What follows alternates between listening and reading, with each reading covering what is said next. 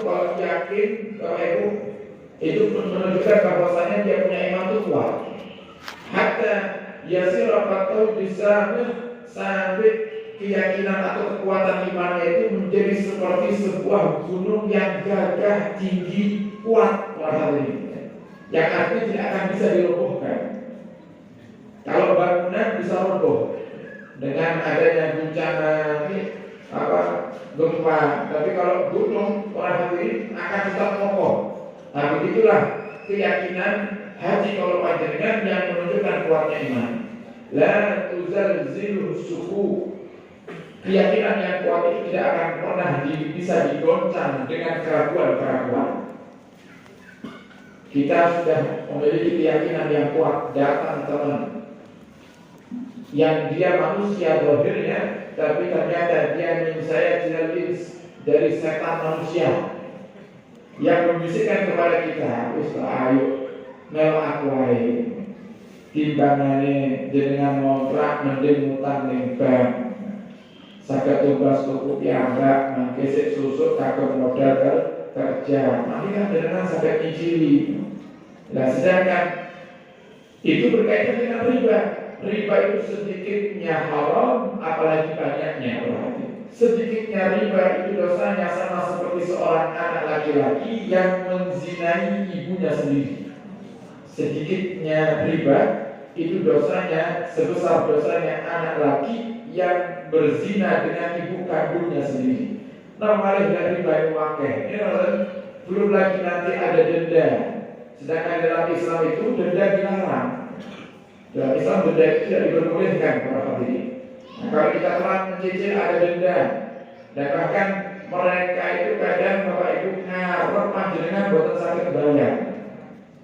Jenengan motor kerja susah payah, itu sing jenengan utani, sing gawe riba itu dungo, mugi sing utang baru aku tidak bisa bayar. Coba, kenapa? Semakin panjenengan tidak bisa bayar, semakin numpuk dendanya panjenengan. Semakin numpuk dendanya, ya berarti panjenengan semakin mempersulit diri panjenengan sendiri. Dan banyak orang-orang yang hijrah daripada hal yang haram, memang ujiannya berat di awal, dia akan dijatuhkan oleh Allah Subhanahu wa Ta'ala terlebih dahulu dengan tujuan apa? Itulah cara Allah membersihkan dosa daripada orang-orang yang telah terjerumus dalam hal yang haram. Ketika hijrah dibersihkan sebersih-bersihnya. Setelah itu barulah Allah berikan kepada mereka anugerah yang begitu luar biasa, rezeki yang berlimpah sampai akhirnya mereka sampai di puncaknya orang hadirin dengan penuh kebahagiaan dan ridho daripada Allah Subhanahu wa Ta'ala. Nah, orang yang hatinya yakin sama Allah, dia tidak akan tergoda dengan hal yang haram. Dia tidak akan mudah tunduk dengan hal-hal yang menjadikan Allah murka kepadanya. Bal la yaqal sukuki wal awhami wujudul albattah, bahkan tidak ada keraguan sama sekali di dalam hati seorang yang sudah memiliki keyakinan yang kuat kepada Allah Subhanahu wa Ta'ala. Fa in ja'at min kharijin lam tusghi ilaiha al-udhun wa lam yaltafit ilaiha al-qalbu, jika datang bisikan-bisikan dari Imam Haddad yang membawa kaulah panjenengan kepada keraguan-keraguan terhadap Allah Subhanahu wa Ta'ala, jika kita punya hati yakin yang kuat, maka bisikan-bisikan itu semuanya akan sia-sia. Tidak akan kita mudah untuk terbawa kepada bisikan-bisikan tersebut. Makanya orang-orang kafir dulu itu, orang hadirin hadirat, mereka itu kepingin sahabat-sahabat intinya Nabi. Jadi Nabi itu punya sahabat-sahabat inti yang sangat berpengaruh penting dalam membantu perjuangan dakwah Nabi Muhammad. Contohnya Sayyidina Abu Bakar, Sayyidina Umar, Sayyidina Hamzah. Ini sahabat-sahabat penting. Mereka itu orang-orang kafir bersikeras dan bahkan mencoba untuk apa? Untuk merusak keyakinan daripada sahabat-sahabat inti Nabi ini agar meninggalkan Nabi Muhammad. Contoh kisah Isra Mi'raj. Datang orang-orang kafir memberikan kabar kepada Sayyidina Abu Bakar, ya Abu Bakar, masihkah kamu percaya sama Muhammad itu yang bercerita bahwasannya semalam dia melakukan sebuah perjalanan dari Masjidil Haram ke Masjidil Aqsa, kemudian dari Masjid Aqsa naik sampai ke Sidratul Muntaha, dan itu dilakukan dalam waktu yang singkat dengan ruh dan jasadnya. Wahai Abu Bakar, masih yang kau percaya dengan Muhammad yang berbahaya itu? Kata orang-orang kafir. Apa jawab Sayyidina Abu Bakar?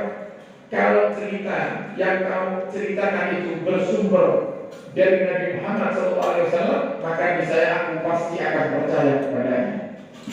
Nah, karena mukjizat orang ini, mukjizat itu ada satu hal, satu anugerah yang Allah berikan kepada para nabi yang di luar daripada kebiasaan normal manusia, disebutnya mukjizat.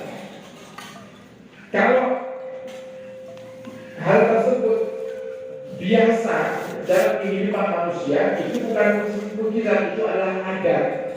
Itu adalah adat. Seperti apa misalnya? Oh, Nabi makan, manusia biasa seperti kita juga makan, itu kebiasaan orang ini. Sehingga makan tidak bisa disebut mukjizat. Tapi kalau Isra Mi'raj, kemudian keluarnya air dari jari jemari Nabi Muhammad yang kemudian menjadi air yang terbaik nomor satu yang pernah ada di muka bumi ini, para hadirin. Kemudian Nabi Muhammad membelah bulan. Kemudian Nabi Muhammad SAW bisa melihat sesuatu yang ada di belakangnya tanpa harus menoleh ke belakang. Ini namanya mukjizat. Sehingga mukjizat itu adalah sesuatu hal yang terjadinya di luar kebiasaan manusia.